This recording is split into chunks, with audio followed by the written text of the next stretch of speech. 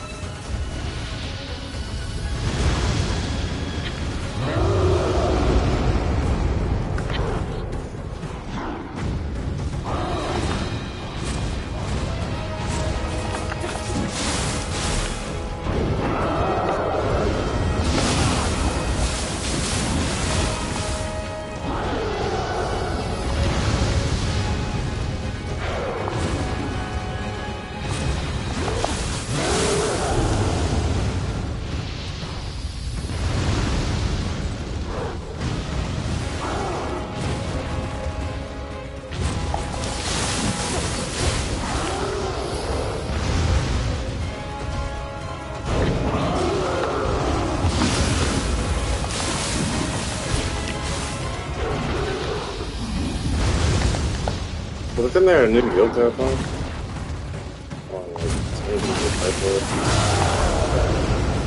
Because, yeah, it came with the split staff was a new weapon.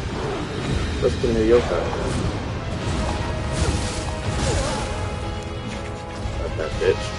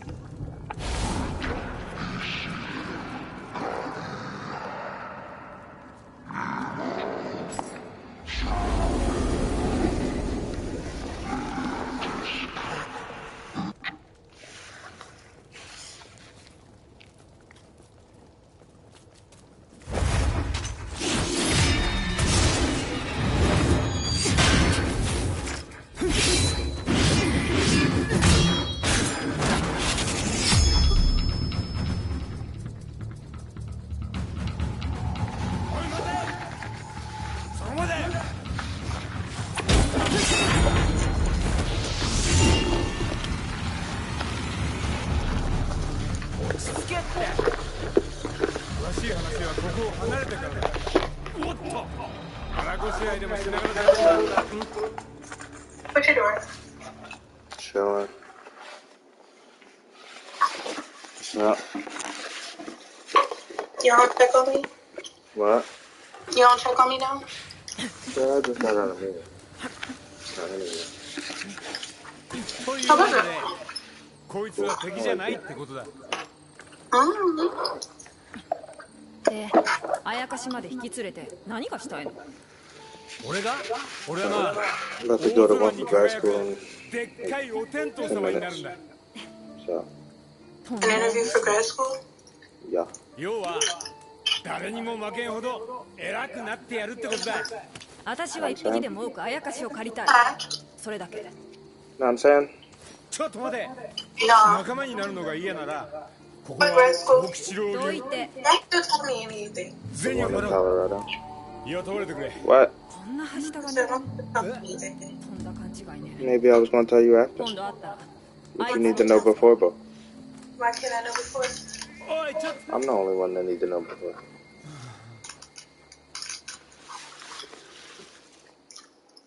That's not true. That is true. Why can't I know before? You gonna help me get it? So, we're partners. Are Huh? So, we partners, are we not? Yeah. Are you gonna help me get it?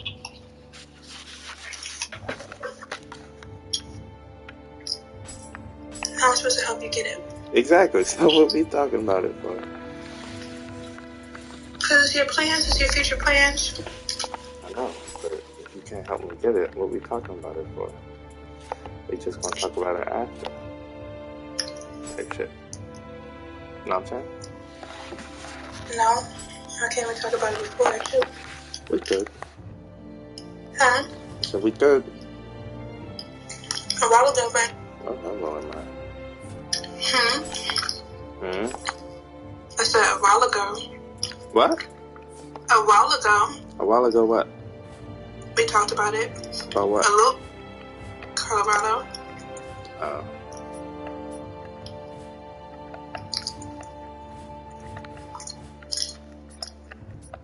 So you really trying to leave me? Okay. Shut your ass up. Why? Keep talking about. You know what I'm talking about.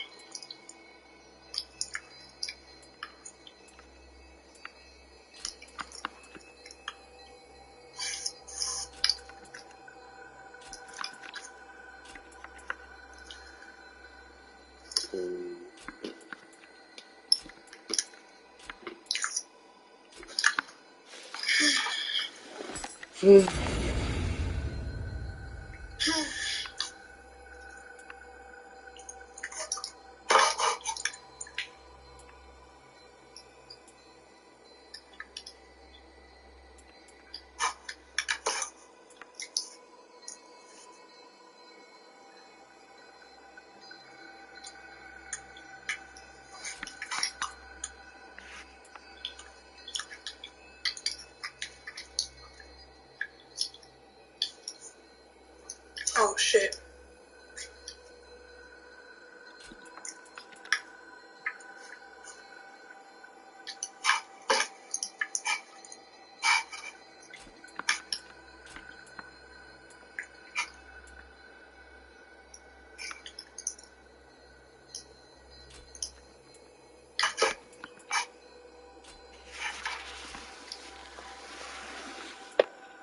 Ow.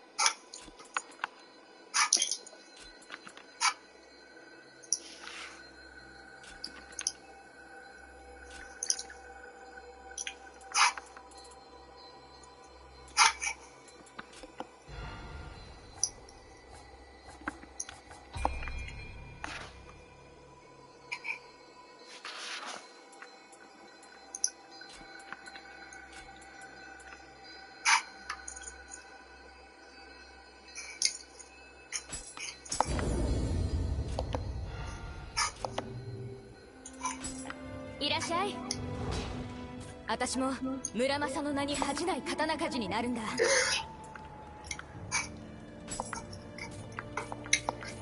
Mine. Mm-hmm. So what other colleges are you looking at? I'm not looking at any of them. Just Colorado? Mm-hmm.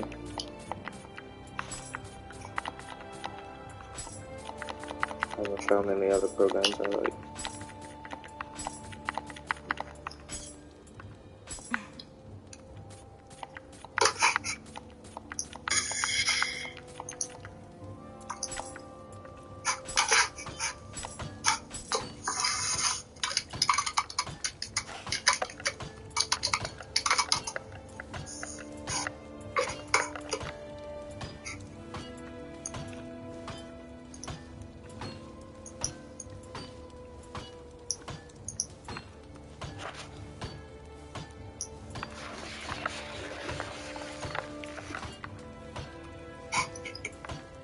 What's the school called?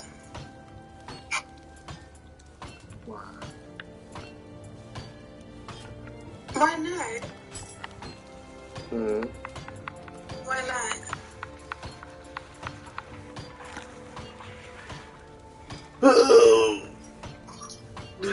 They don't got nothing you're looking for.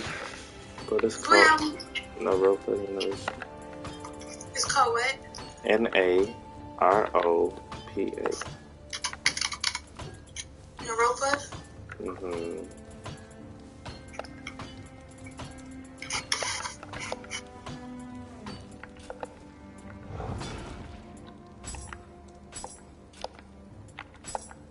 And nobody was trying to go here or look at it for me. I was just going to see how far it was.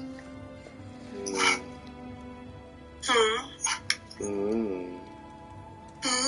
何か探し物？ Mm-hmm. But you making it seem like you don't want me there. That's not what I said. That's what you're making it seem. I guess.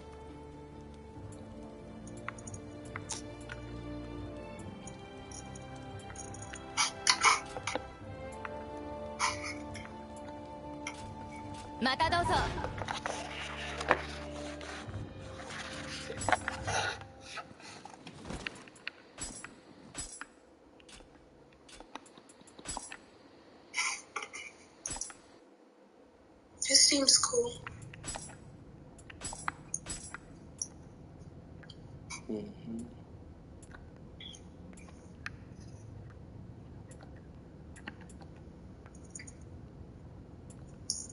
Are you going to do like student loans or scholarships, grants, stuff?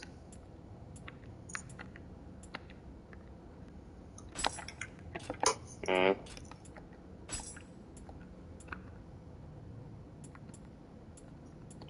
I said, are you going to do like student loans or scholarships?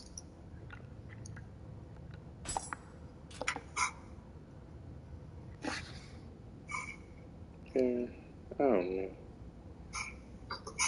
It's gonna get paid for, I guess. However. How'd you pay for school?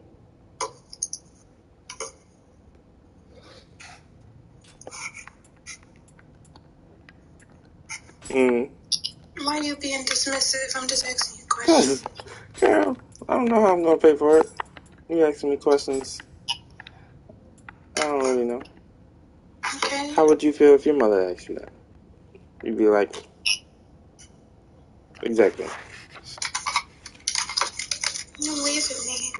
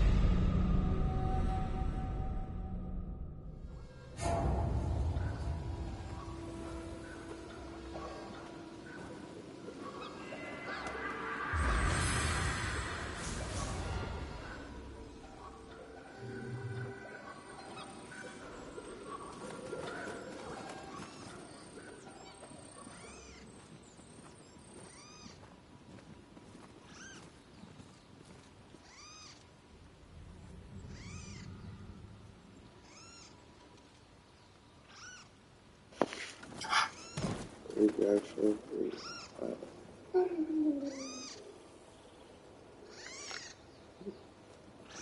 Awesome. So I think we're going to go ahead and jump right in. We might have a person or two joining us.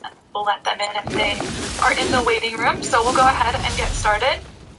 My name is Olivia, or Liv Phipps, and I'm a graduate admissions counselor here at Europa.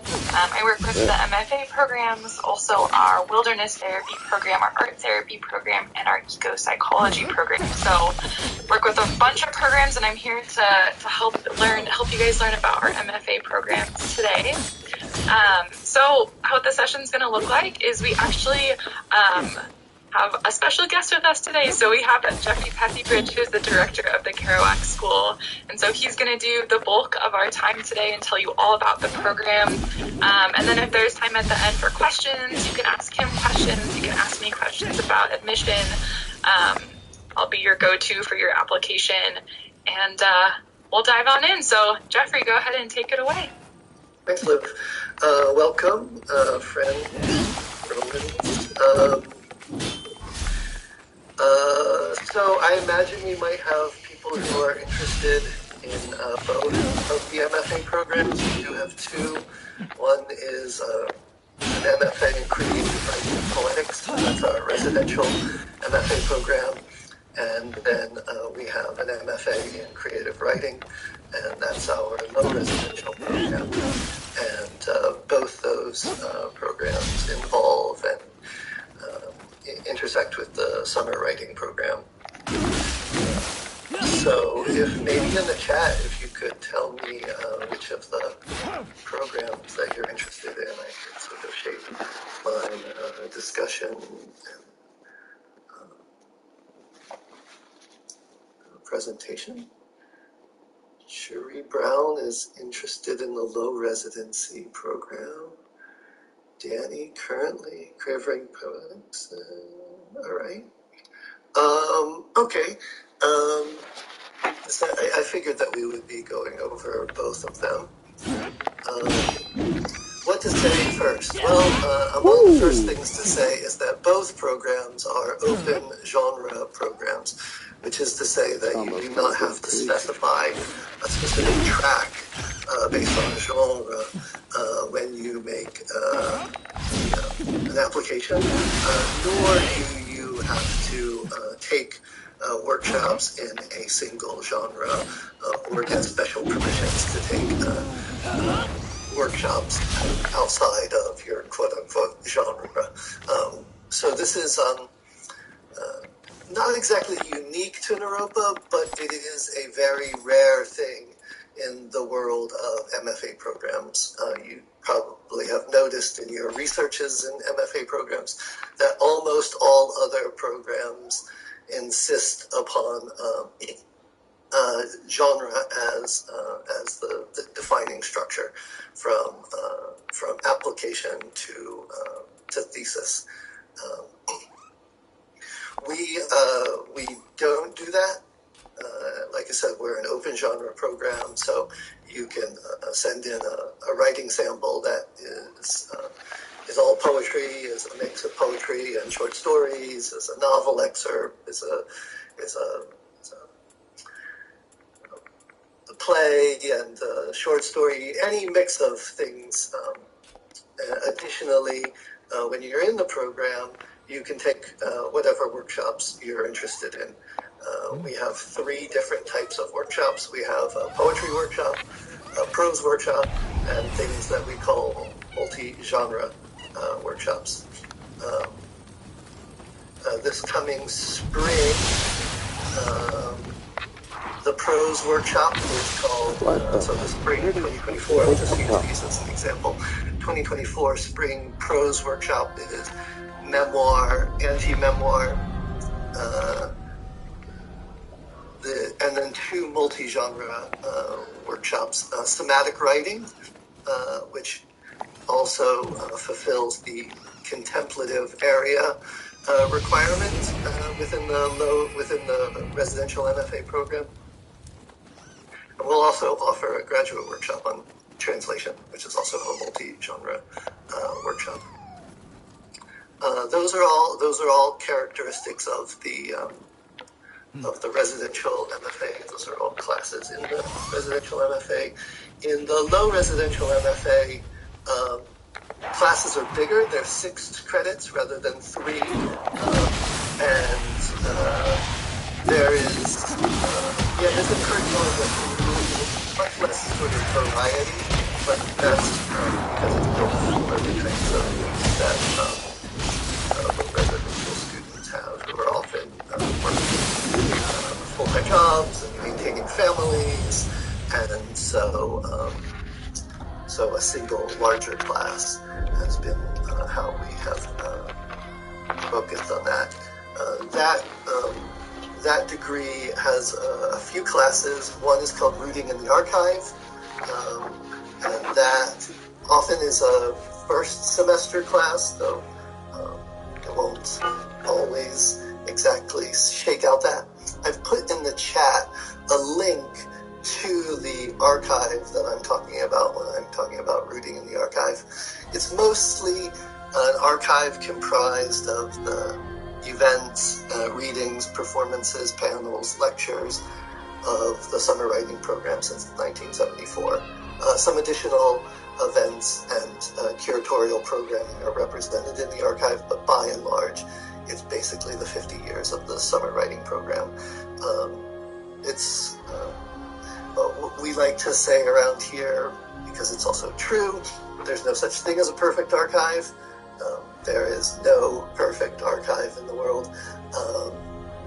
But this is basically everything that's happened at the summer writing program from 1974 on up until the, say, 2017, 2018. There's a time lag between when things happened. So summer writing program 2019 did happen. We did record nearly all of it. There was, I know, at least one mistake, and a really wonderful panel was accidentally not recorded. But it takes a little while for those events to be processed and indexed before they find their way up into this digital archive. But almost everything else has been digitized. So you're welcome to explore that. So the curriculum within the low residential MFA comprises Rooting in the Archive, a class called Contemplative Experiments, which is exactly that, a class that's exploring the intersections between contemplative practice and writing. I would say that contemplative practice is large and often heterodox. Not any of us right now are sort of straight up Buddhists, and so the ways in which contemplative practices get brought into classes is different. As I said, heterodox. Then there's another class that's called Contemporary Trends, which has a very flexible content. So some instances it could be focused on exploring ekphrastic writing, which is writing that emerges out of in relation to artworks, plastic artworks, usually sculptures, paintings. In the long history of the genre, it would also include the landscape itself, the environment, I know my colleague Michelle Naka-Pierce is just finishing up an instance of contemporary trends, and memory has been the significant focus. The art of memory and its relationship to literary imagination as well as contemplative practice has been significant shaping theme of that course. And then the final class, final 6-credit class, that is your thesis. When it comes to the thesis, you do declare a genre, but really that just gets us into the world of page counts. You can declare poetry only, you can declare a prose, a hybrid, or a translation. And And I'm hoping in the near future we'll actually add explicit guidelines for what we might call writing in the expanded field. So those are the classes that in the low residency you take during the fall and the spring semesters. And then, as I said, both degrees have a relationship to the summer writing program. And the low residential MFA, you have a choice in how you interact with the summer writing program. You can take all 3 weeks of the summer writing program, and that would fulfill your 6 credits for your summer term. And it's a remarkable, transformative, revolutionary experience, I would say. And I'll talk more about that, about the summer writing program in a little bit. So you can choose to do all 3 weeks of the summer writing program, or you can choose to do 1 week of the summer writing program and a 4-credit class. Those 2 4-credit classes right now are a class on professional development and a class we call Cultures and Community, and we're in the process of adding a class on pedagogy into the rotation and mix of the summer classes. Additionally, in the low residency, there is a fall residency, so you come to campus once in the fall term, and there's a spring residency, and you come to campus once in the spring term. Those residency periods also intersect with symposium that we hold in the Kerouac School that are open to the graduate students in the MFA program and the residential undergrads and people in the community. Usually, these symposia have a theme. In the fall of 2023, the theme was mother tongue, translation, diaspora, poesis. So the M in mother was actually in parentheses. It's really fancy like that. In the spring, the symposia theme is performance and ritual poetics.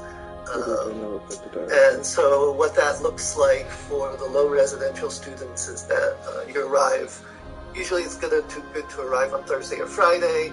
Saturday, you're going to have a day with the teacher that you're in your semester-long class with, and that'll shake out usually between a mix of group activities and some individual activities with the professor.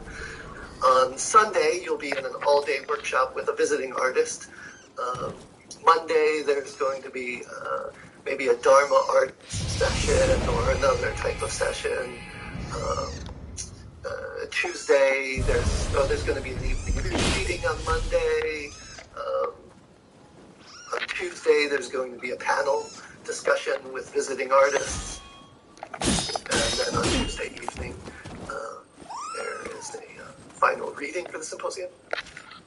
And then usually on Wednesday, people head back to their places of home base, headquarters, as it were. And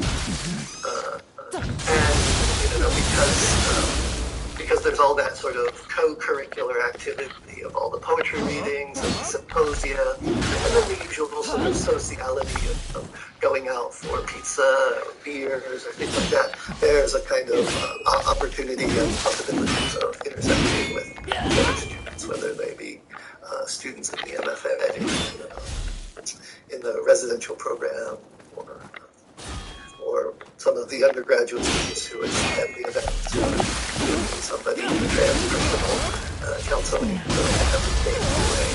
came to the poetry reading and then came out for drinks.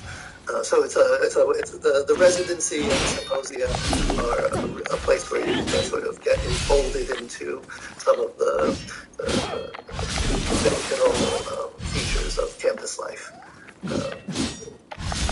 So let's see, what else to say? I guess I'll talk now about the summer writing program because it is singular in the world of MFAs.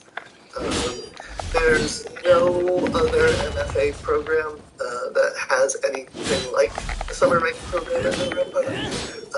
The University of Massachusetts Amherst has a summer program called Juniper Festival, but it's not integrated into the degree program itself at the university. University of Massachusetts Amherst. Nor is it as robust, one might say crazy, as the Naropa Summer Writing Program. The Naropa Summer Writing Program started in 1974. It's actually one of the very events that brought the whole of Naropa into being. While there had been some winter 73 and spring 74 teachings by Trungpa Rinpoche, the summer he said to Allen Ginsberg, Ann Waldman, and Diane DePrima, hey, let's have a poetry festival. And so they set to work, and they did this first summer writing program, and it was wildly successful. And at the end of the summer, Trungpa and Diane and Alan and were all having a kind of debrief session, and he challenged them with the idea that what they had started was a 100-year project. That's part of the institutional vernacular around here.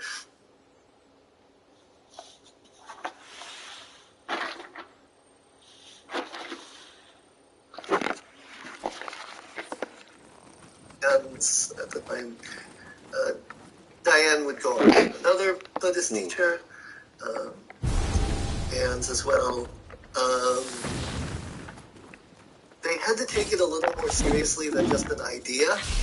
Now, they didn't exactly make a vow to it. It wasn't that serious, but it was a little more serious than just, hey, this is a cool thing. Maybe we want to do it. Out of that experience that in Indomalay, the Jack Kerouac School of Disembodied Poetics is formed.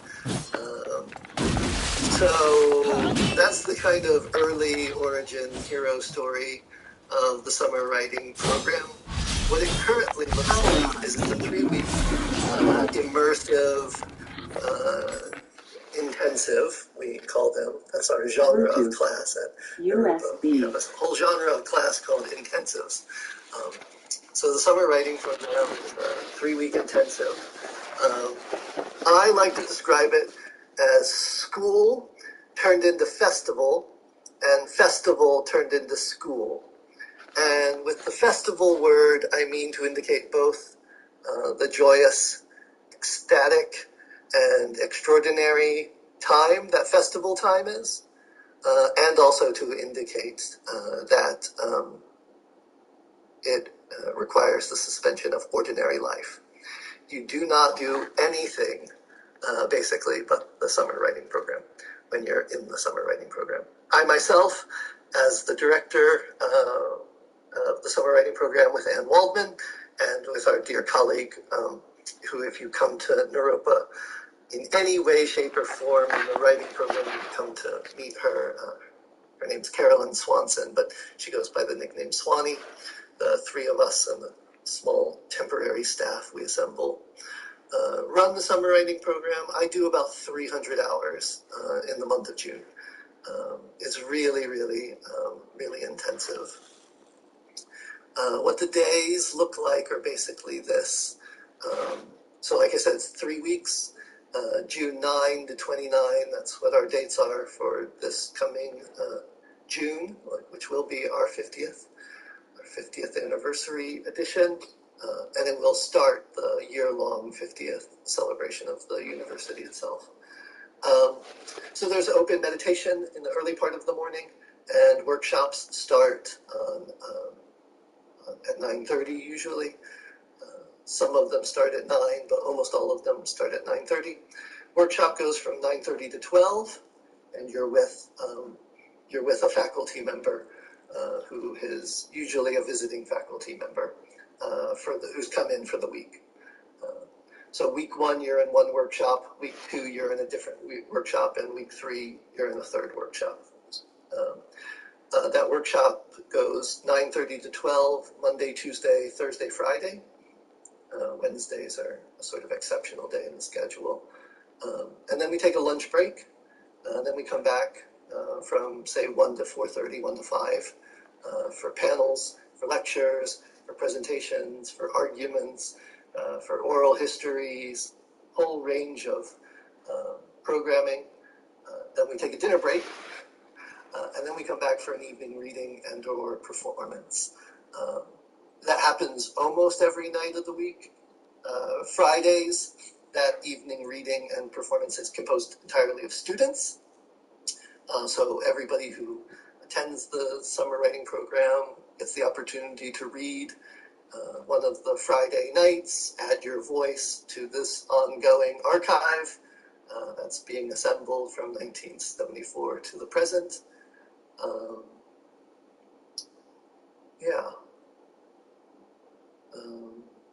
Saturdays, we just have an evening reading, so it's kind of Sundays are the day off, where you do a little bit of recharging for the next week, and then we do it all, and then we do it all again. Not only are all the people from the two MFA programs participants in the summer writing program, as well as some undergraduate students from across the university, both writing majors. Some students take it as an elective, some graduate students take it as an elective. We also get students from across the world. Now that we, I think, are sort of basically back to pre-pandemic life when it comes to travel and people's imagining of what they do. Usually we'll have students from about 4 or 5 continents and from across the states. Mostly that's England and Europe, as well as India and Australia. Some students from Africa, some students from Latin America, but not as often from Latin America, Africa, or Asia because of the difficulty of exchange rates. So mostly, and also, while we don't require folks to write in English if they come from someplace that's not an Anglophone world, we are basically an Anglophone program, and so most of our students come from the Anglophone world. But yeah, when students come from Sweden, they write in Swedish, their poems in Swedish, and the whole sort of sonic texture of the event is just made more rich by that. Let's see, what else might be said about, in terms of the residential MFA program, like all sort of graduate programs in the country, the federal government understands 9 credits to be full-time. So usually students who are interested in doing the program in the 2 years do it as full-time students. They take 9 credits in the fall and spring semesters, and then they take 6 credits in the summer. There's no requirement that you do it as a full-time student. If you want to do it as a part-time student, take a little longer, you're totally welcome to. But I would say most students do it as full-time students. There's a mix of classes. I've already sort of gone over the classes that are the types of workshop classes. We also have classes we call poetics seminars. Those are, in our workshops, you'll do a little critical writing as well as a lot of creative writing, and the poetic seminars are kind of first. You'll do a lot more critical writing and some creative writing. Then we also have classes in professional development. Mostly those are comprised of the pedagogy seminar, which if you happen to be a fellow in the Naropa Writing Center, which is a really great opportunity in terms of professional development, it also is a really useful way of getting funding for the program. It comes with a tuition discount as well as, money for the hours that you work in the Writing Center. So there's the pedagogy seminar. All the fellows in the Writing Center take that. Also, we have a letterpress studio, which we call the Harry Smith Print Shop, and that's also one of the classes in the professional development area. So you can take that class and learn how to set type and how to make letterpress artifacts. In the fall, the letterpress class is you do 2 projects. One's a group project, and that group project is a broadside for the Allen Ginsberg Visiting Fellow, who arrives every February. This February, it'll be the poet and novelist Sela Sederstrom, and the broadside is super hot. I just saw the finished product. It's really, really beautiful artifact. And that's completely designed and printed by the group of students and the teachers in that class. And then you do a solo project. And we've also been offering in the spring class on book arts that Amy Bobeda has been teaching. What else shall I say? So in the MFA residential creative writing poetics, you take a mix of workshops, poetic seminars, and professional development. You sort of have some area coverage. Also in that area coverage, you need to take a class that fulfills what we call a contemplative area requirement. Inside the degree itself, we offer 2 classes. One I mentioned earlier, somatic writing, the other contemplative poetics. And then some students choose to fulfill the contemplative area requirement outside of the department by taking yoga or ikebana or aikido and, expand their experience of Yoruba curricula by, taking classes outside the department in order to fulfill the contemplative area requirement.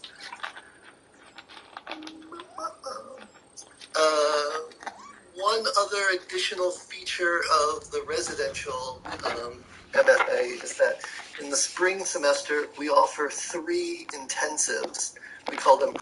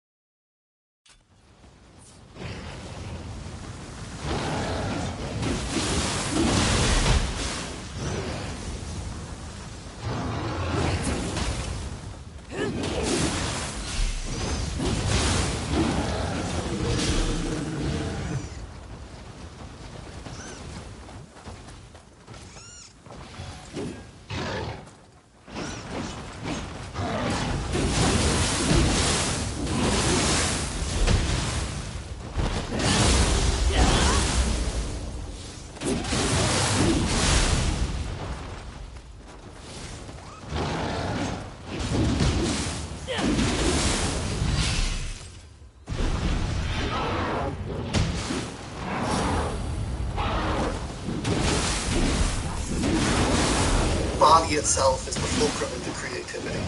And then we have a class like Letterpress Studio, where you're literally placing every one by one, you know, in order. So there's a range. I'm going to teach a class in the spring of 2024 called Film Poetics. We have lots of other sort of classes, text and image.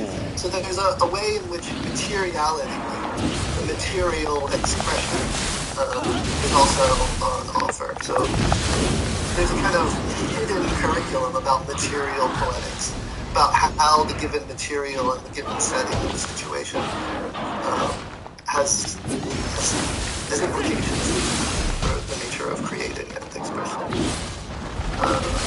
So those are kind of secret curricula inside the curricula that I like to highlight for folks. And there's a kind of material poetics from the body to letterpress to film to text and image, and then also the whole sort of comparative performance in thinking about the 20.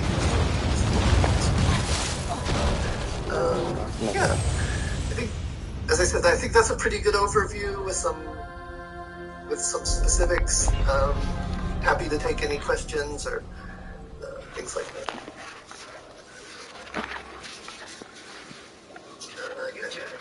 Yeah, I have a question.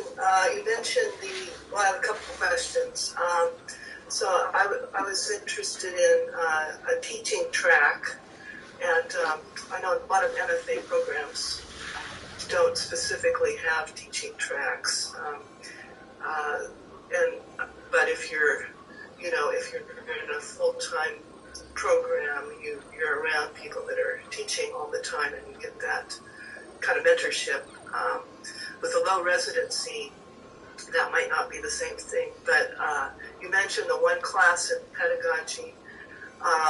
So are there other opportunities to set up classes or opportunities to learn about teaching? That's one question. And then the second question is, you talked about the critical research project. So there's a research piece. Does the end thesis also include a collection of your writings, of the writings you've done while you were there? I'll take the second question first because it's the faster, easier one. And that's yes. In the spring, usually in the second spring, if you're doing either degree full-time, your second spring semester is your semester where you do a creative thesis class. And that's one-on-one mentorship with one of us in the department. And then that is, that's going to be a creative project. It's going to be a collection of poems or some collection of short stories or a novel or some mix of them or a big translation project, yes. A big creative project, yes. And then the teaching track for us does move through the gate of the pedagogy seminar. So if you're interested in teaching, you're going to take the pedagogy seminar. That's offered the first fall. That's offered every fall. Like I said, it's a required class if you come and you're working at the Naropa Writing Center as a GA. Okay? It's a graduate assistant. So if you're in the residential MFA and you get a job at the Writing Center, you are required to take the pedagogy seminar. And then that also, if you do well in the pedagogy seminar, that's going to make you available for subsequent teaching assignments. What about somebody who's interested just in the low residency program? We are just now developing and adding to the curriculum a 4-credit class, so it'll happen during the summer, in the sort of place of cultures and community and professional development. It'll be another option for professional development, I guess. That's how we're thinking about it. We haven't offered it yet. We're just developing it, adding it to the catalog, and I bet the first summer we offer it is 2025. I don't think we're going to offer it this first 2024 semester, but I haven't done. We haven't done as a department. We haven't done scheduling for 24, 25 in terms of classes for a couple of reasons. The university has been a little delayed in rolling out budgeting, and budgeting is exactly where we do our whole year course scheduling. But to say that in the very near future, both programs will have an opportunity to have instruction in pedagogy, and then if you do well in class, you can be available for your subsequent teaching opportunities. You mean subject teaching opportunities at Naropa? Is that what you're saying? Yeah, but that's how it works. Like when you in the pedagogy seminar, you take it your first semester if you're in the residential program, and then usually people are applying for jobs in the subsequent to teach essentially to teach as an adjunct faculty member in the subsequent year. That's usually how it works. Okay, and then I'll just open it up to other people too that might have questions. But I wondered about the fellowship that sounds like it's primarily open to people that are there full time, right? The three fellowships that we have offer, the Ann Waldman Fellowship, the Anselm Hollow Fellowship, and the Allen Ginsberg Fellowship, those are fellowships for the residential MFA program. Okay. We also have a set of graduate assistantships, as I mentioned, in the Naropa Writing Center, as well as the department itself.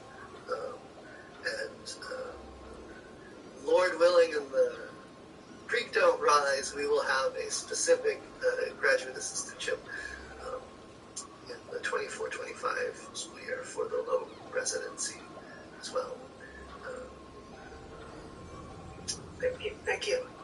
Yeah. Greta, collaborative works. What kind of collaborative works? What are we talking here?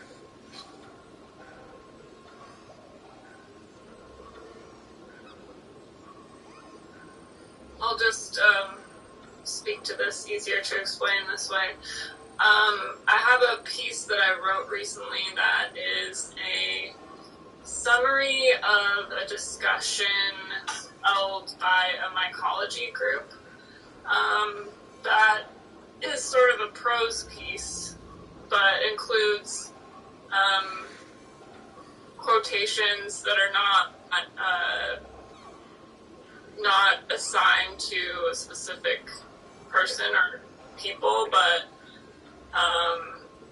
I consider it, fully collaborative. Sure.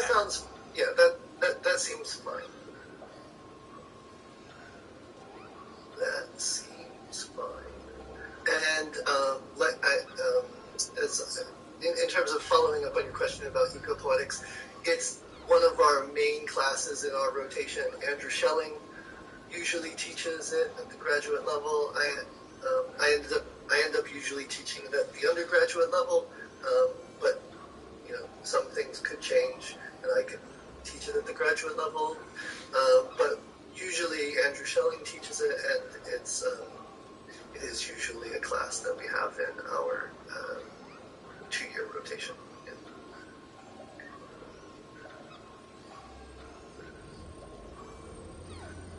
So I have quite a few questions. So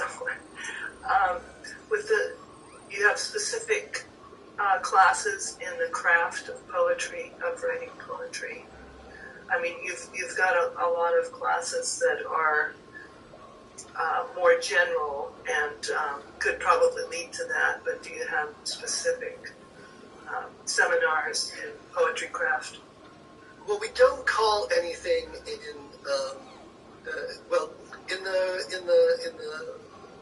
the low residential class, the craft of writing classes is the bulk of them. That's their category.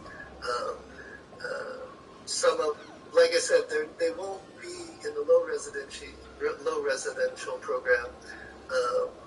They'll be open genre, so there'll be a mix of genres happening. I think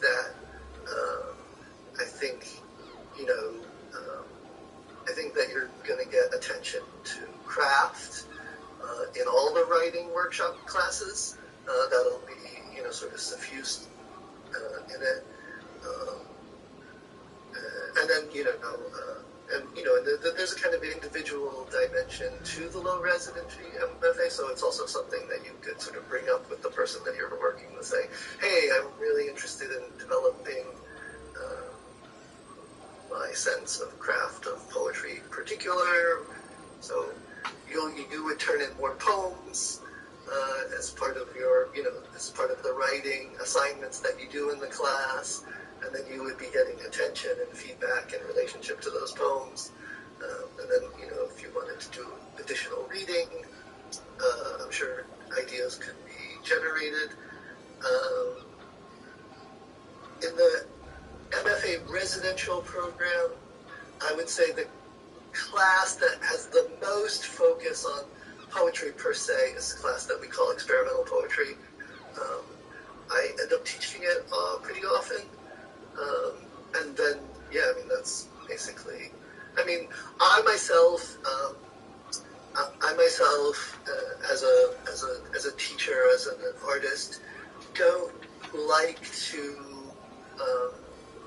isolate craft from, say, history or social consequence, and talk about them as intersecting, embodied, and things like that. So, yeah, I mean, there's a fair amount of, I would say, attention to form, and form as a dynamic part of art making. I'm a formalist, but not like a square one. I'm like a weirdo formalist. Form is one of the most important categories of art making for me, and so it comes up in a lot of classes. I've always felt if you have a good plan, then you can be more spontaneous. So there's a really wonderful sort of joke that John Ashbery makes about poetic form and prosody, and he uses the figure of a house thief, a burglar, who gives a steak to the guard dog, and then goes off and steals all the beautiful jewels from the safe. And in this allegory, the steak is something like received archival poetic forms, and the guard dog is your rational mind. So you tell your rational mind, okay, here we're going to write a sonnet. You have all these rules now to occupy the rational mind, and the imagination, the burglar, gets to run wild in the house of imagination. Yeah, and it's one of the things that we learn, that that constraint is counterintuitively often more sponsoring of creative freedom than pure license. Pure license is often overwhelming, right? So there's a kind of even a general point about creativity to be learned here, is that by placing rules and strictures and constraints upon oneself as an artist, that's often a way of actually achieving creative freedom, rather than saying, oh, I'm just going to give myself carte blanche from the beginning. Right? And additionally, I mean, this is one of the really interesting things about teaching at Naropa, is that then we also begin to think about the history of constraint-based practices, and how the history of constraint-based practices in experimental literatures often emerge out of a skepticism in regards to the self, often emerge out of a skepticism in regards to the ego. And that's how you get a sort of like Buddhist-inspired school that's been deeply committed to experimental art since its beginning, is that there's a kind of intersection, and that part of that intersection is a skepticism about the truth and the efficacy of the ego, and about the self. Interesting. Yeah. Very interesting. Which is in part to say that, one of the things, I mean, this is more of a scandal for my undergraduate students than it is for our graduate students, but a lot of times what we're working towards is to an understanding and to a set of practices around art that don't involve self-expression, that aren't defined by self-expression, because they're bigger.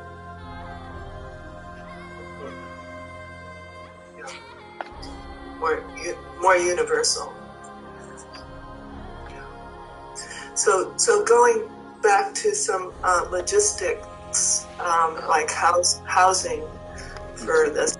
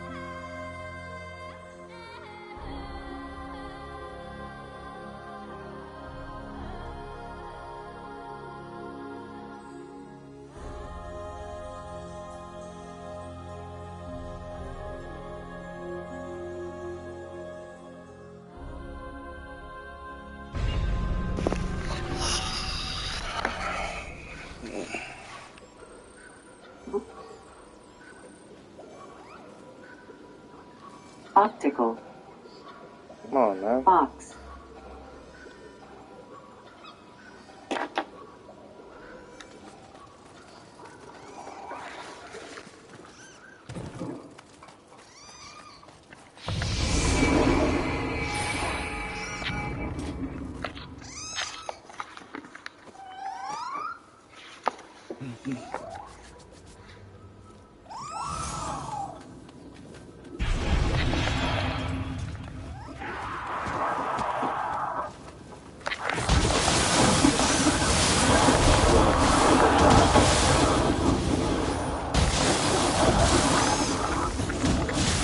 Fuck.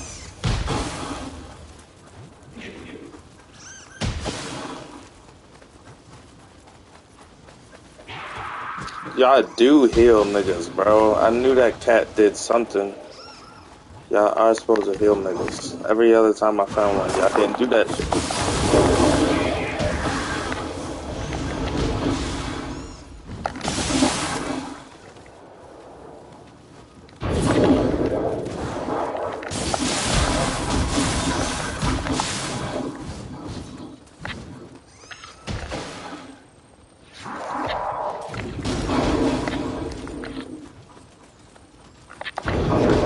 Fuck.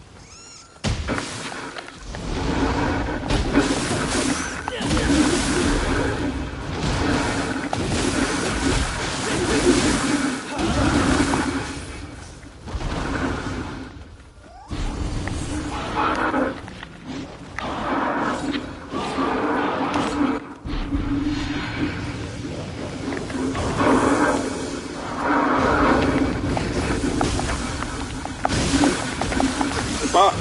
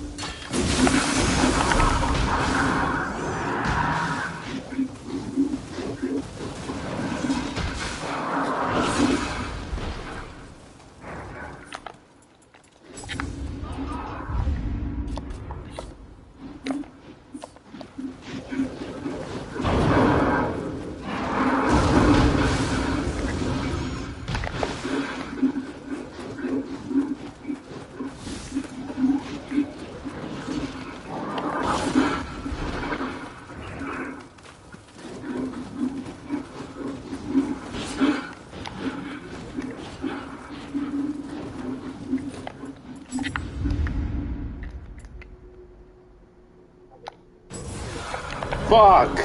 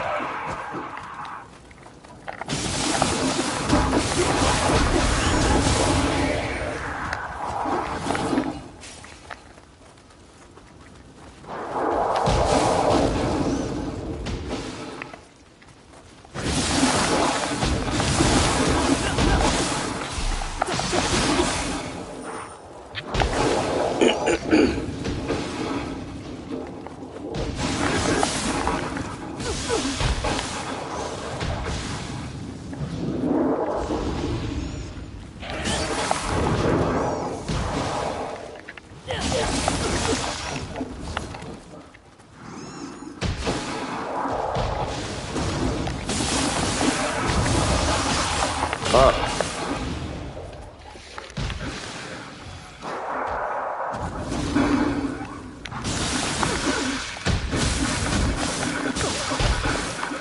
bro.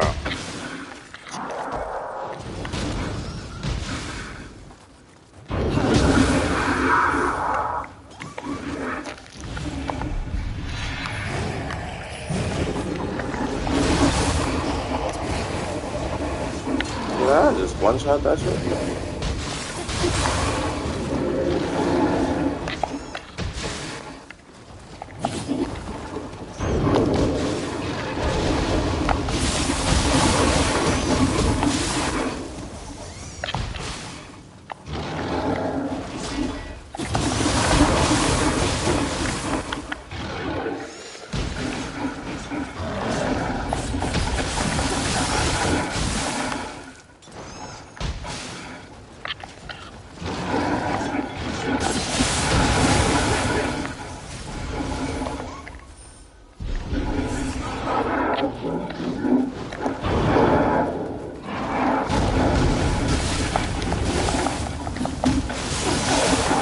Oh, shit. Yeah. Oh.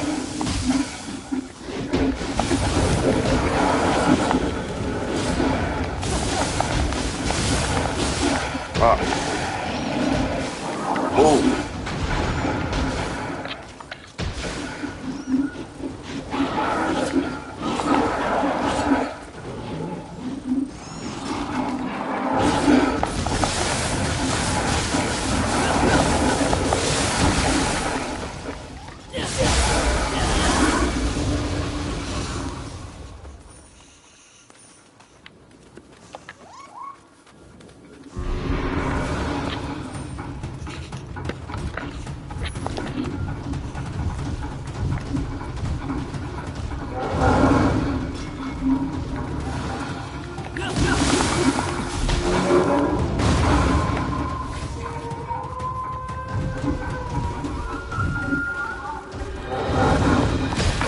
Fuck.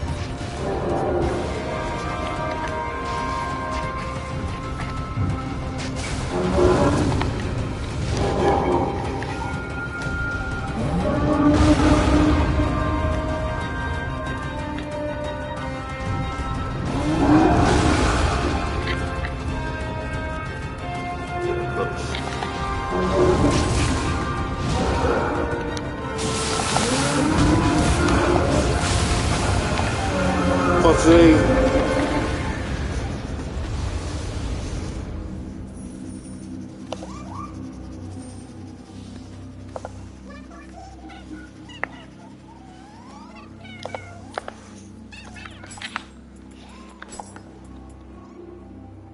This is a yokai weapon. It is imbued with corruption, allowing it to deal extra additional key damage. And I love when they start talking to you. And build up the corruption status effect on those that are used against enemies that are inflicted with the corruption status ailment receive increased key and anima damage, of which a portion is absorbed by the attacker, which when you inflict damage on an enemy with a yokai weapon, the sentinel's gauge will build up. When it fills completely up, your weapon will enter an awakened state, during which your weapon's shikai will be enhanced, and then you can say Bankai.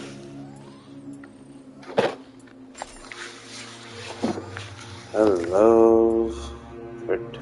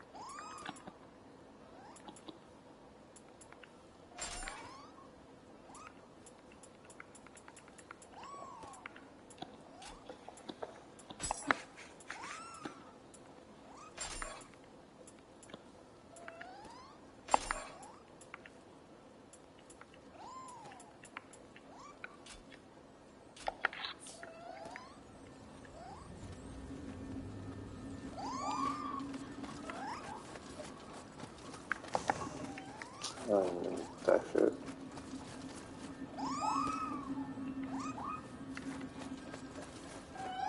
Damn, I can't fight y'all niggas no more.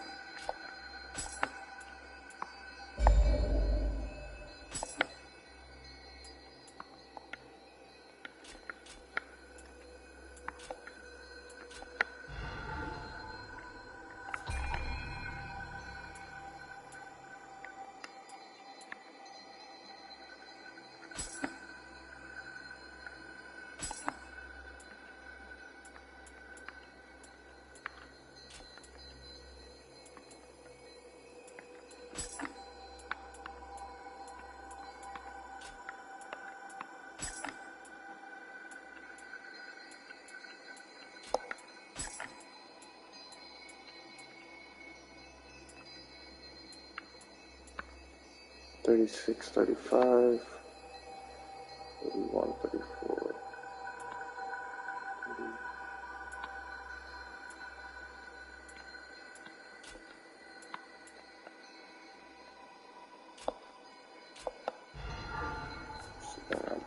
Anyway.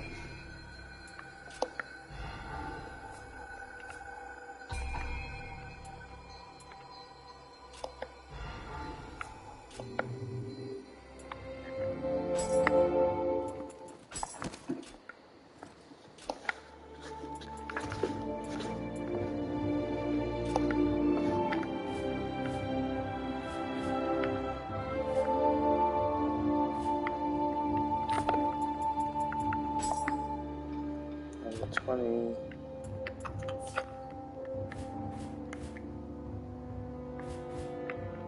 The Viper Sanctum. This is the fucking snake mission, bro.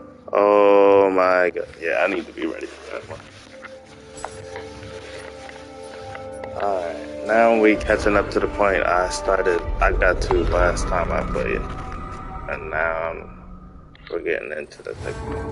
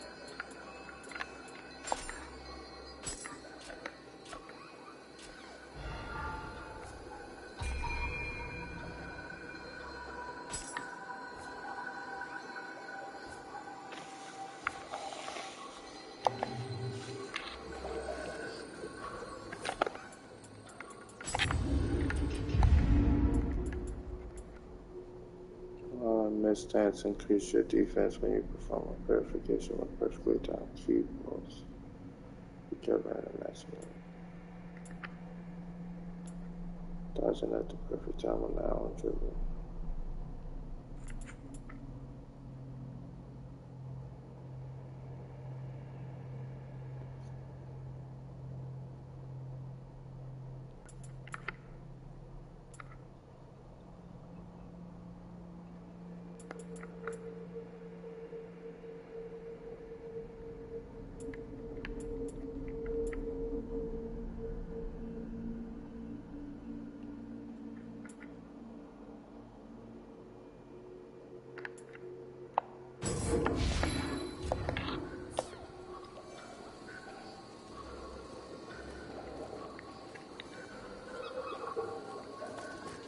Oh, yeah, I remember this shit now, dog.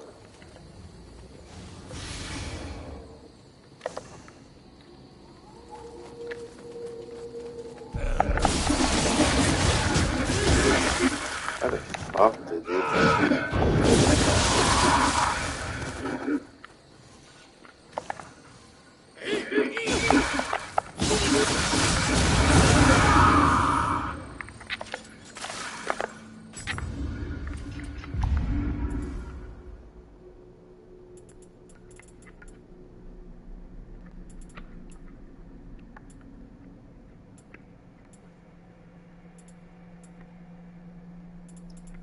Oh, I can do it.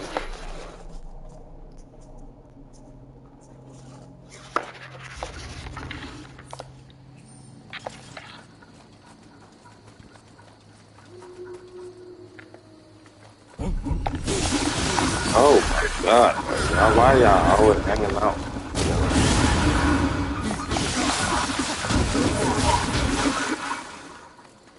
Okay. Y'all really do be chilling. Y'all want y'all. I respect that. Y'all be wanting to chill with the homies. Y'all be out here doing absolutely jack shit. Y'all be wanting to chill with the homies. I could respect it. You know what? I could respect it. I don't be expecting this running as many niggas just in the corner of a room type shit. When I bust in there on pause. Let me stop.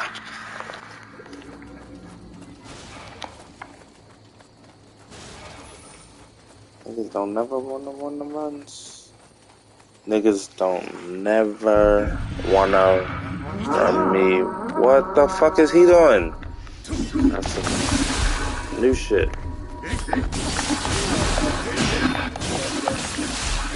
She called reinforcements, but that's crazy.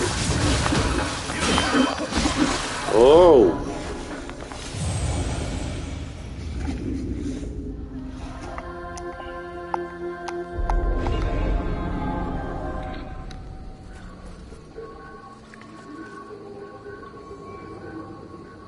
You know what? I got 14 of these Jones. Let's go.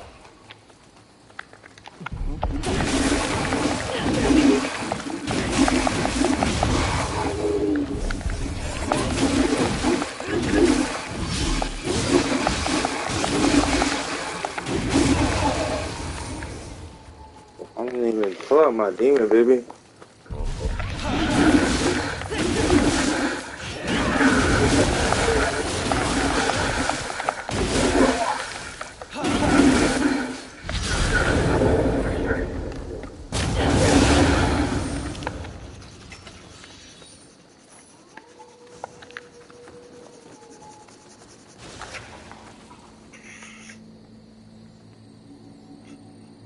Let's get this on full volume.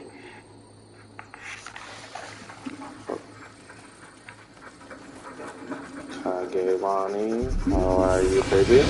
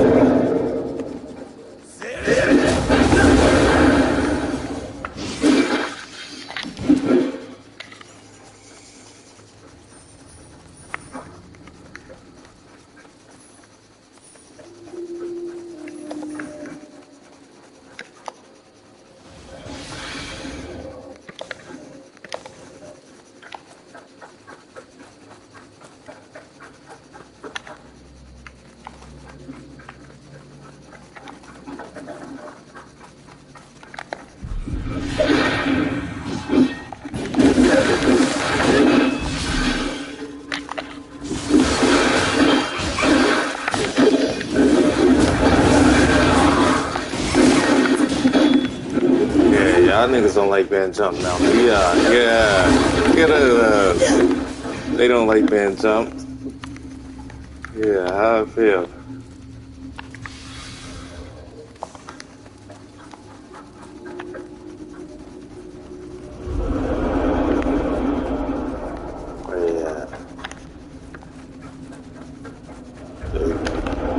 Hold on. Show yourself.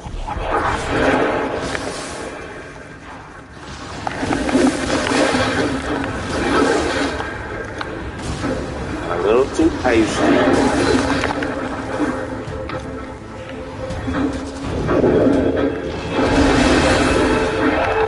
That's my brain big fella.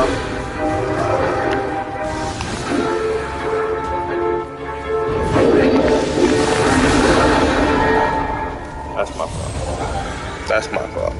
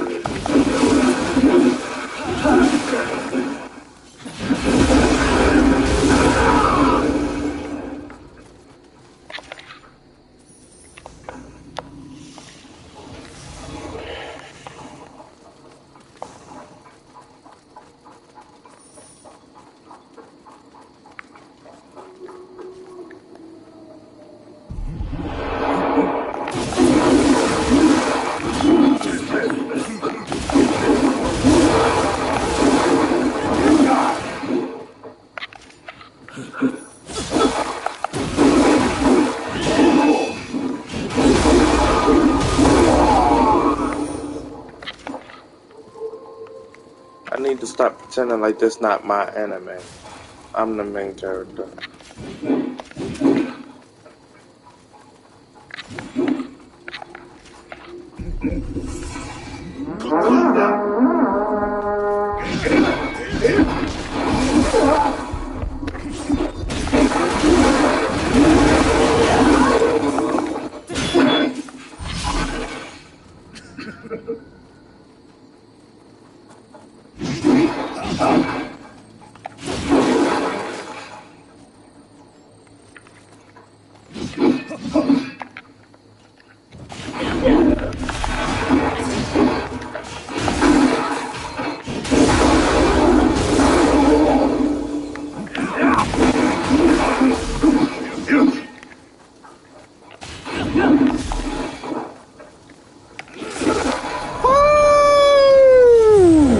Okay, alright. Yo, jab that one in there.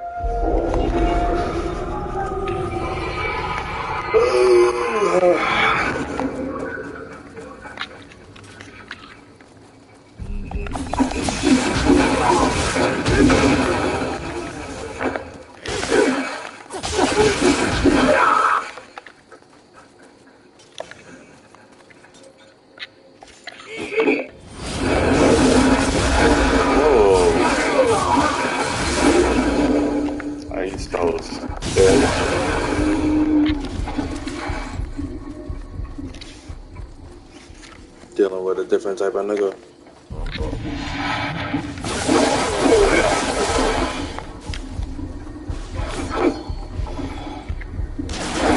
Oh! I didn't even see you had that. Oh my god. Hit the wrong button.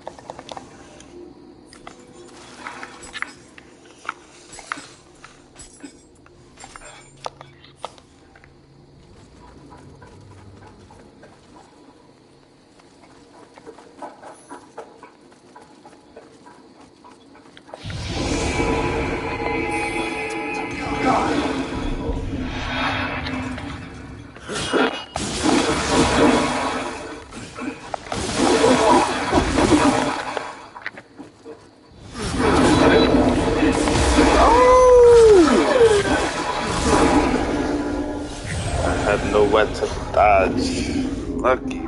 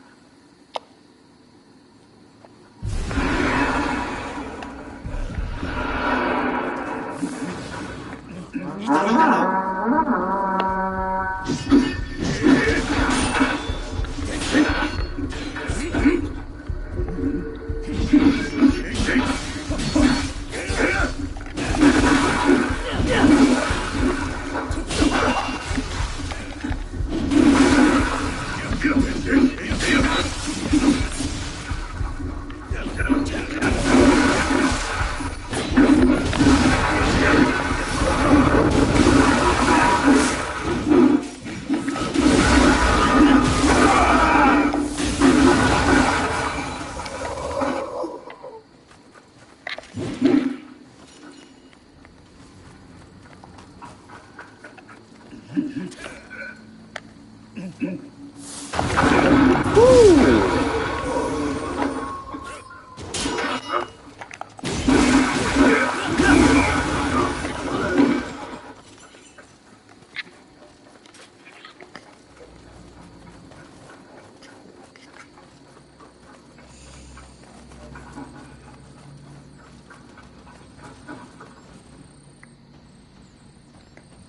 Oh, you bastards.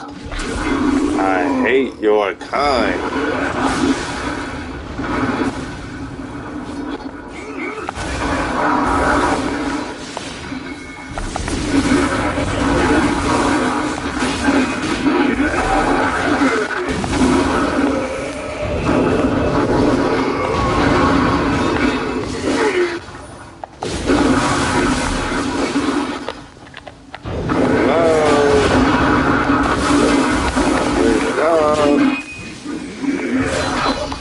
Oh shit, shit. You got me. Should have put him in. Oh, you got me. You got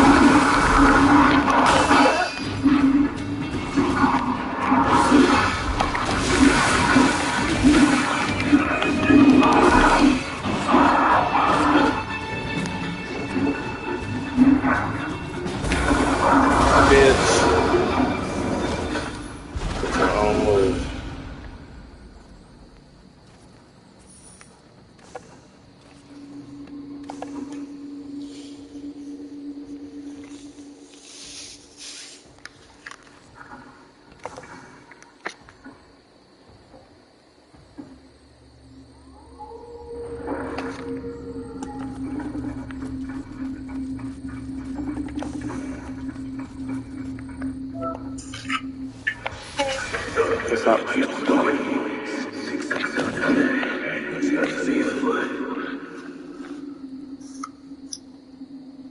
What you doing?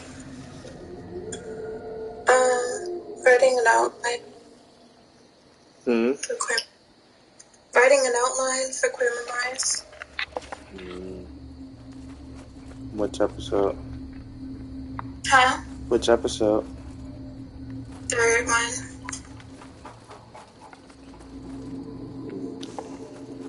Y'all talked to the people about the first two?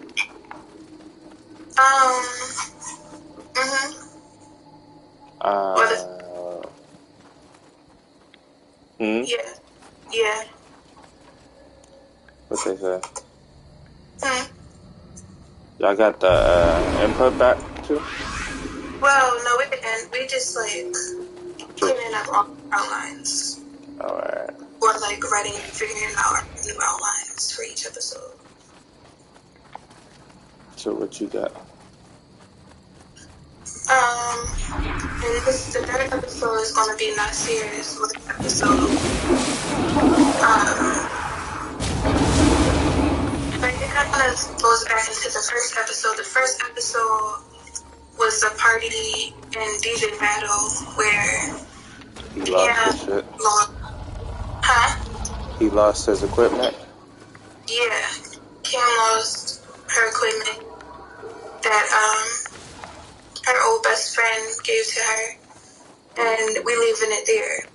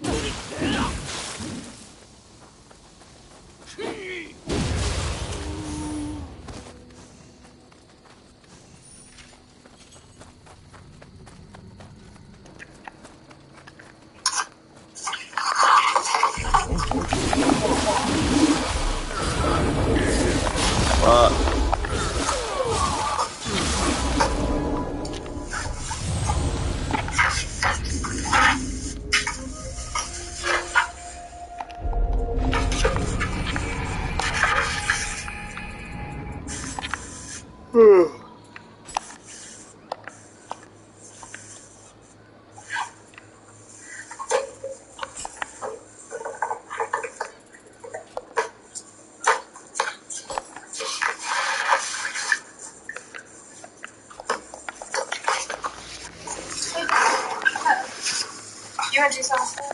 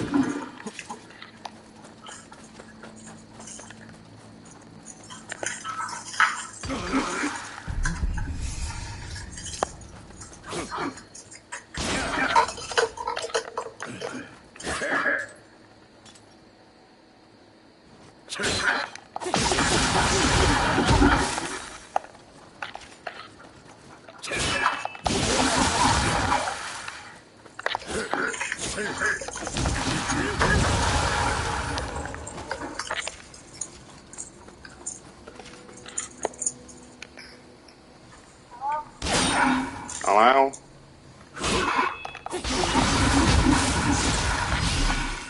What?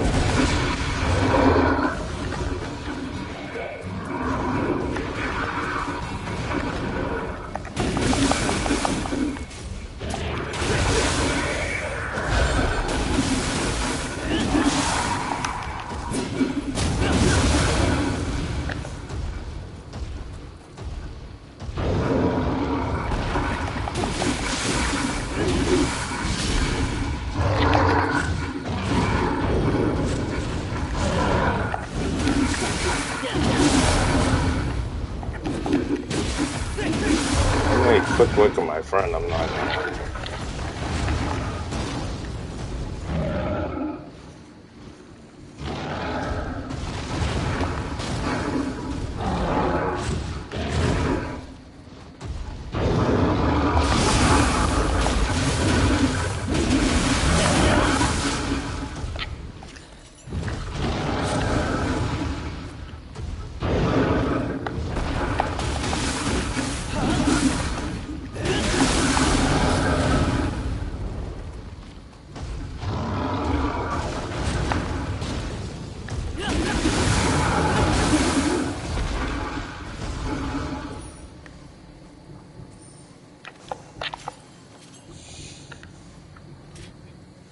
Need to work on getting some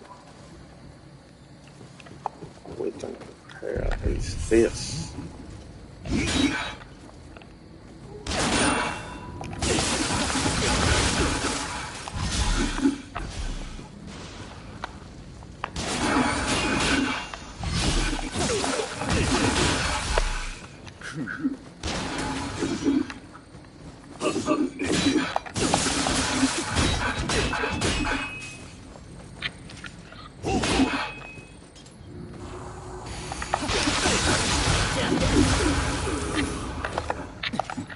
You don't get no breaks fighting it.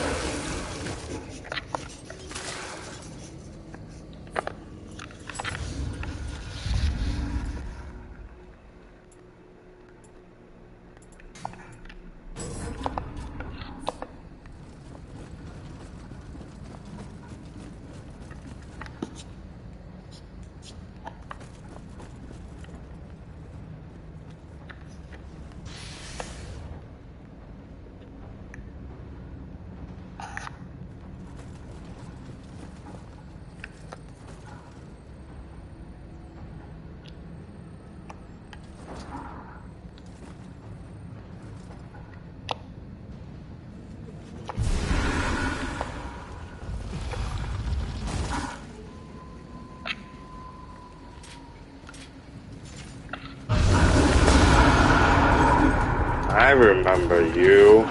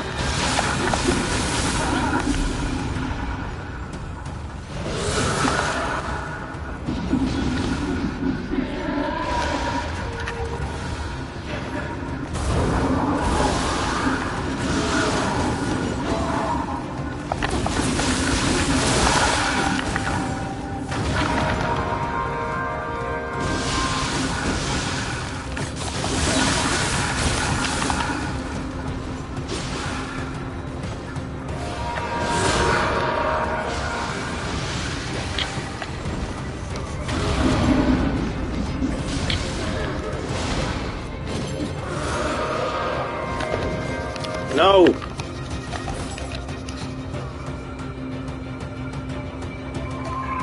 Yeah. I'm out front, Pinky. Alright. Alright. Oh no.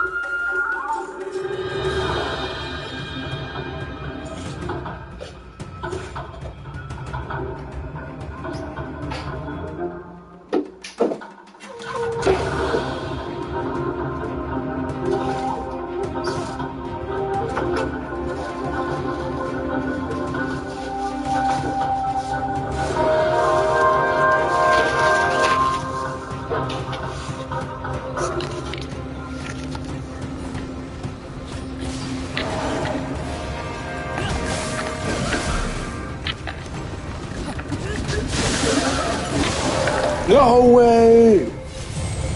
Yo, son of a bitch. That is so crazy.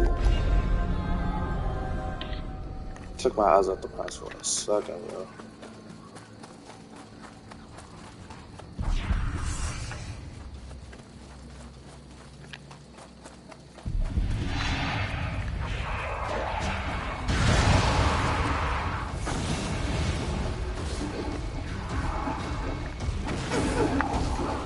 Hey, break it, I'm not fighting.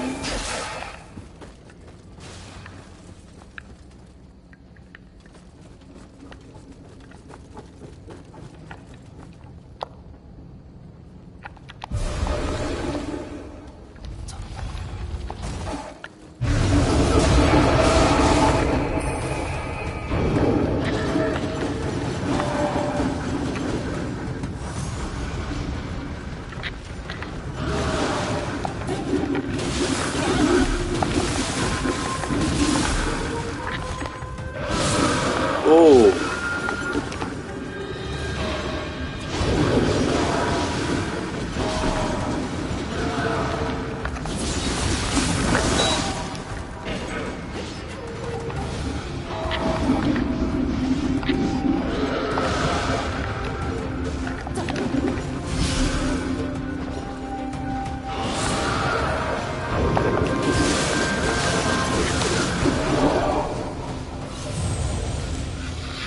Fuck.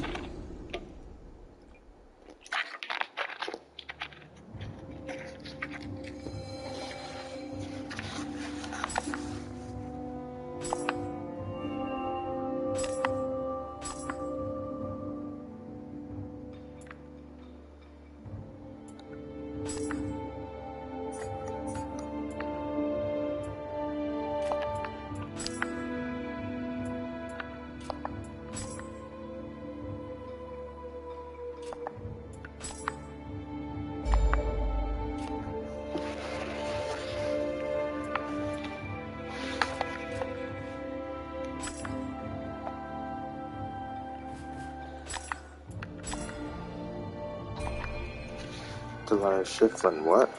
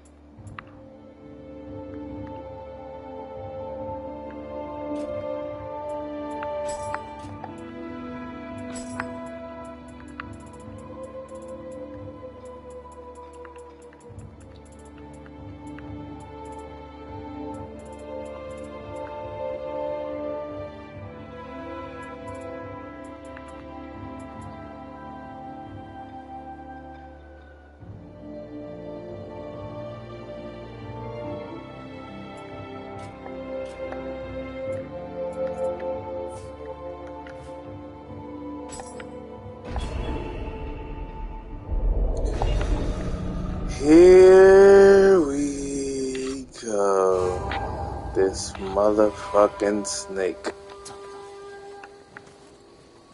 ひどいありさまだ。義達は早く父さん様を早く父さん様 You got the shit. You got shit to give me this time, bitch. Fuck.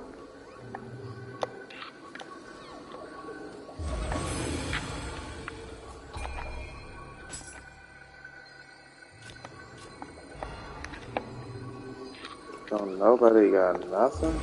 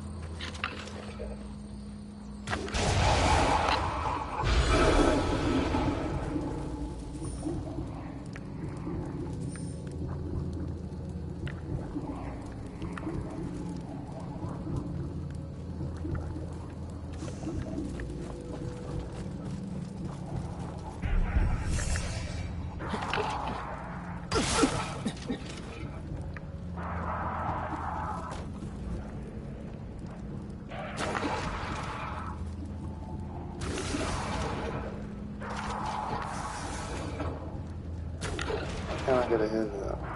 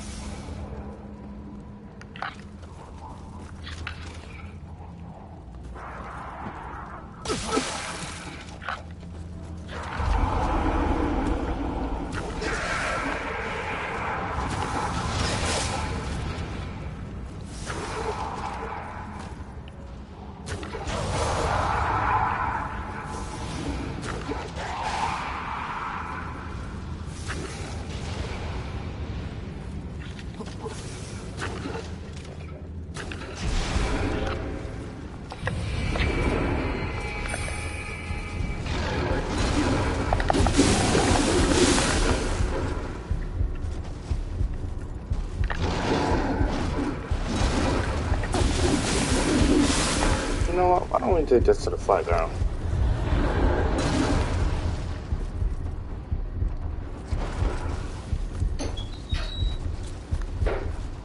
No holes, no nothing. Let's go.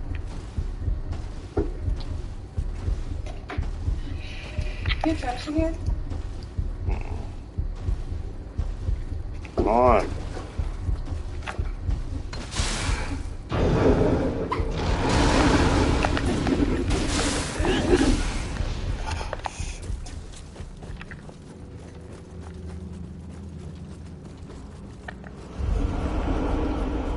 Fine.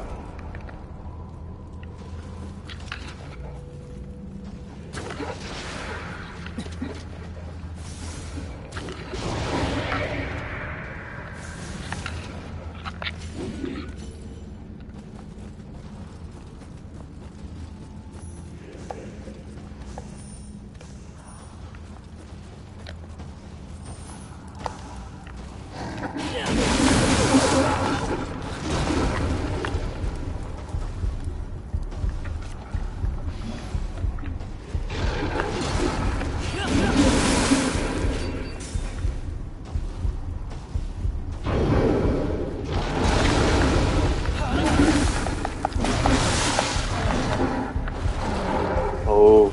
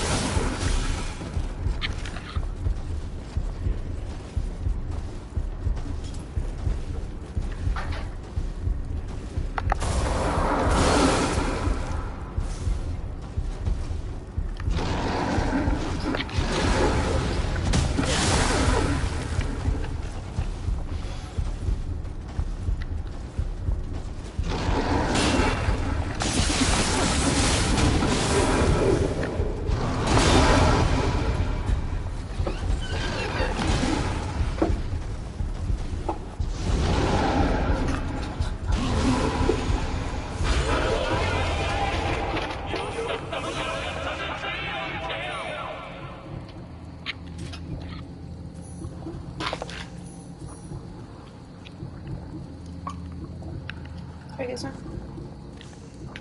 That's it. You already done took it, nigga.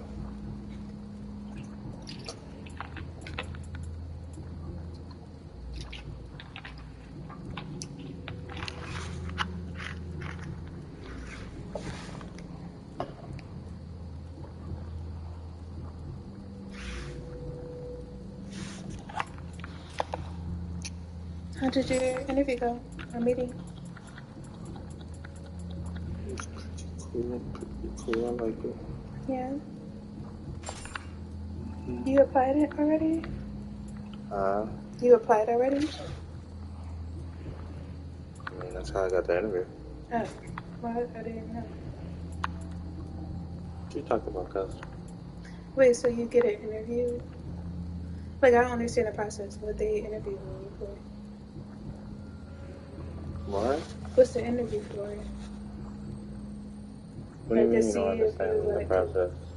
Like, I don't understand the process. You For applying to a job? at the Are school? you talking about grad school? Yeah. Oh, it was just one of the little informationals.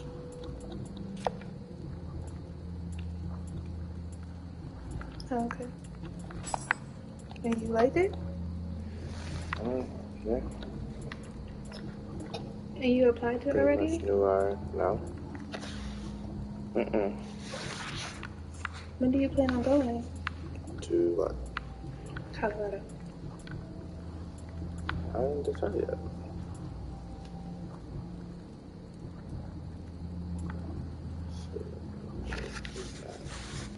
Can you let me know when you decide? So I don't just find out before you leave me.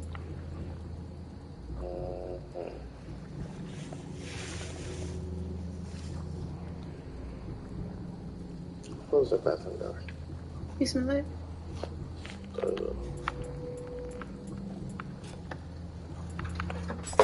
Open the window.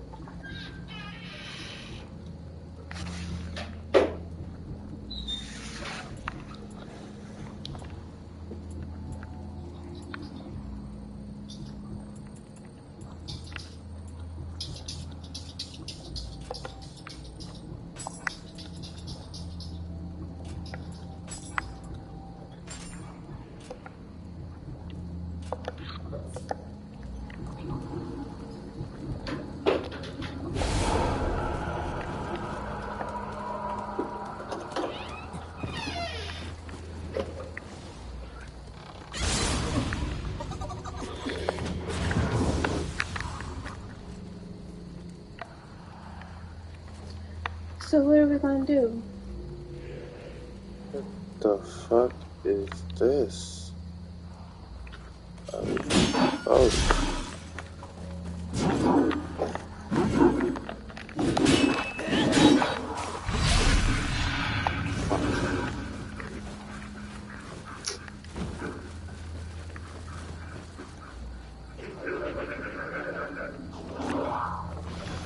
Oh shit.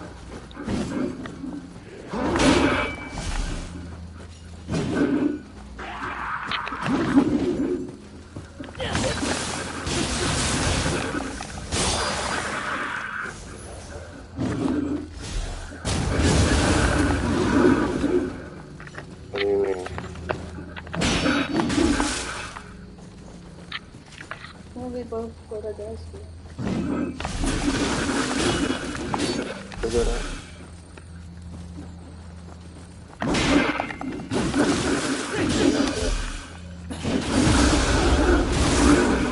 What'd you say? Figure it out. What you mean? I don't understand your question. You gonna do long distance?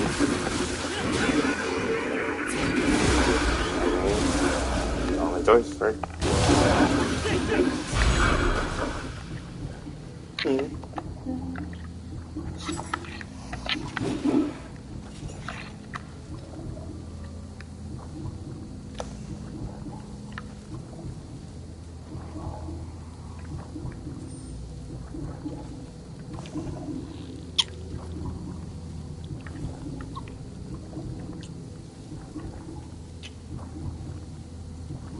It looks good.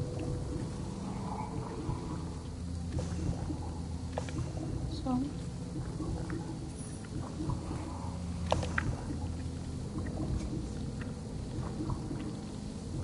Give me a look.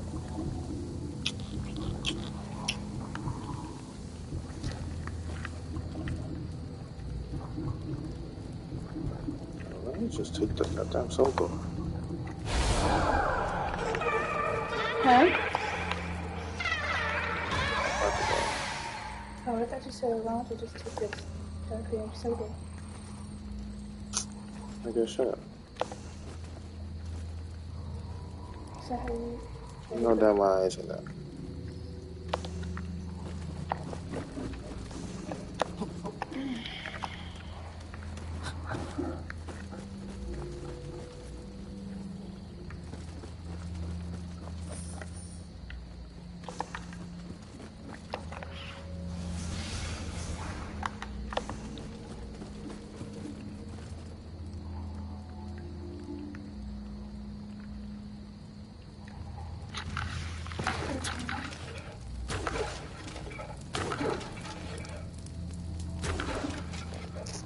Yeah.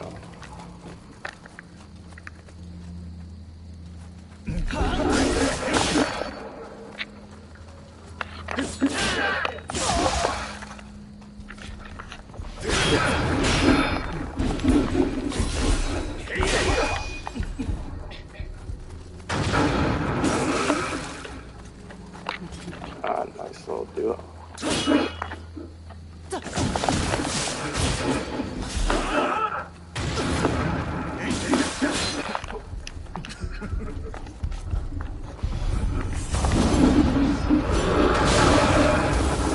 2 hours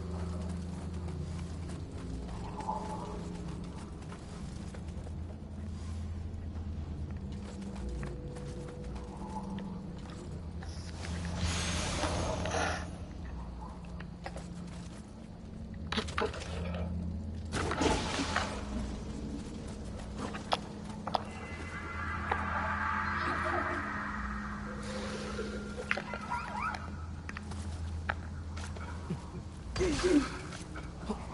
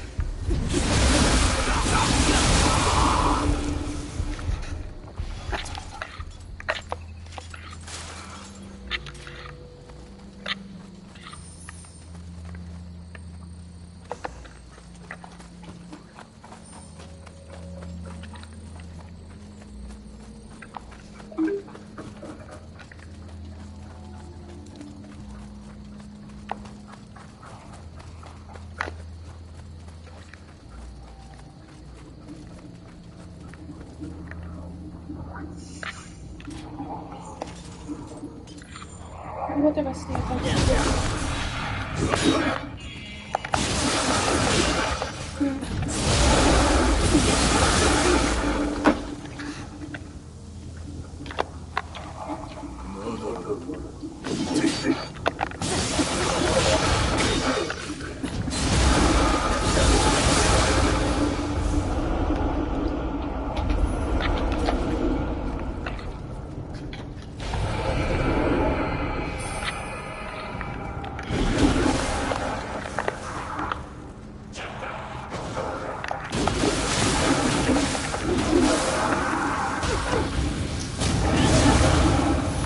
On that shit up. Oh, really?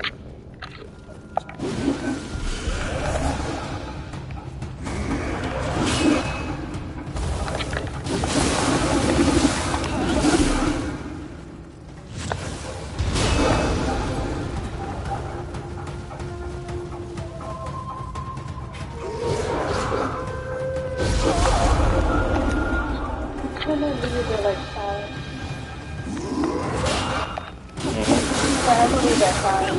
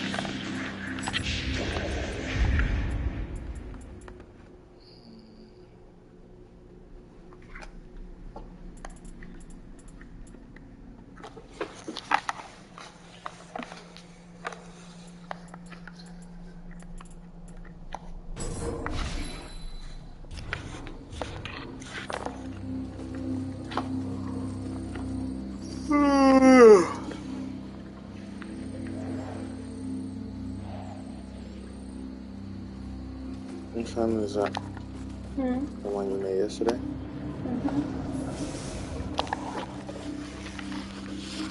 I don't have no damn rifle. What'd you say? Open up the door.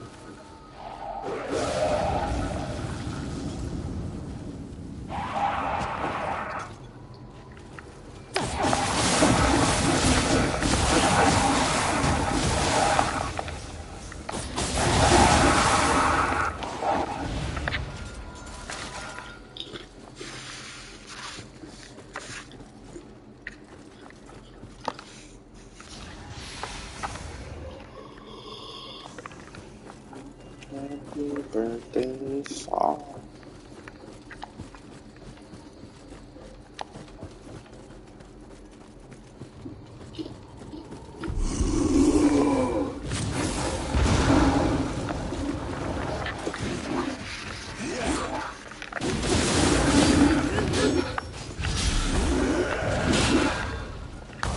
What are you eating? Don't worry about it. What are you eating? I said dishes.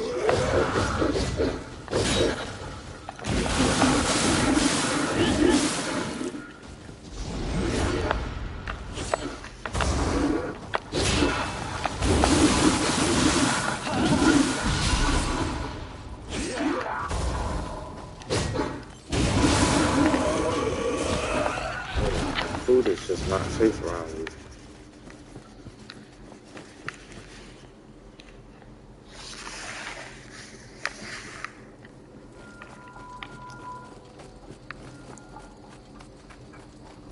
Oh boy, my favorite part. Oh my fucking god.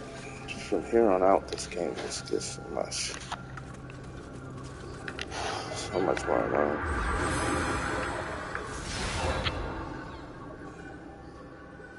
I'm hoping to show the room is about food.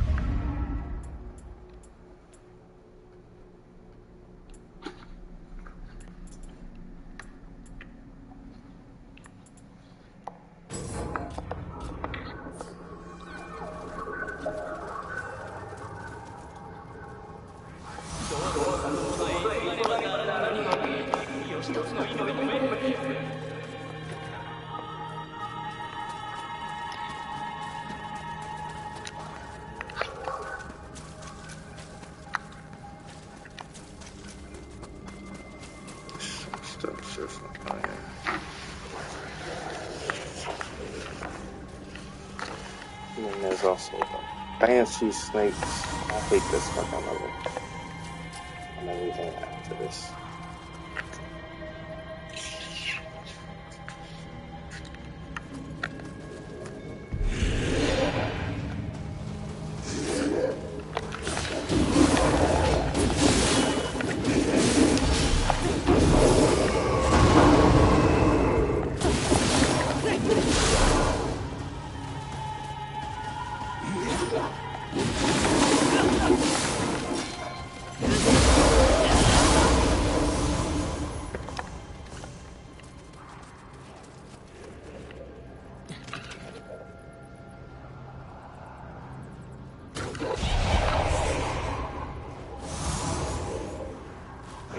Where?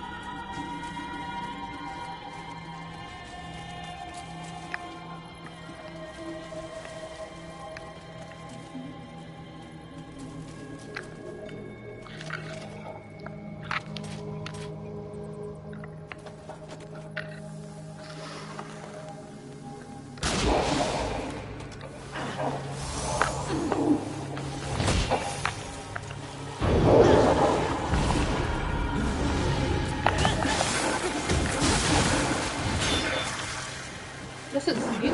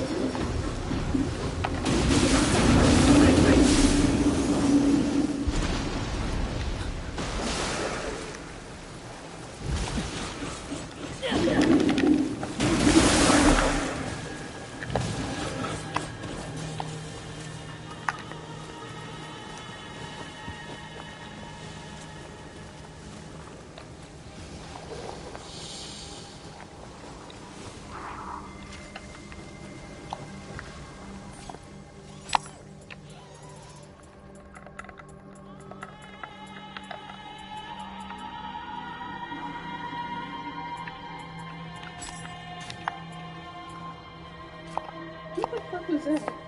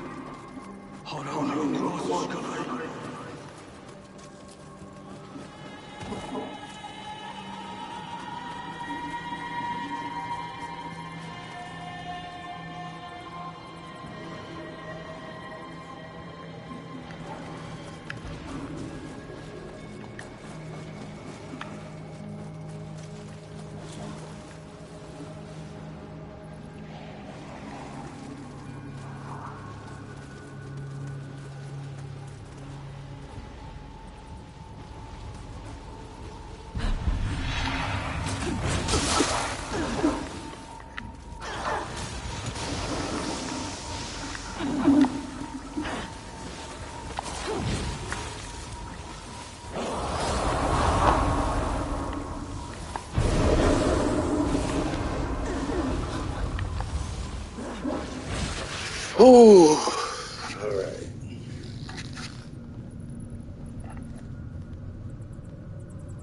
Oh, I didn't drain all of them. There's some statues and stuff. Okay.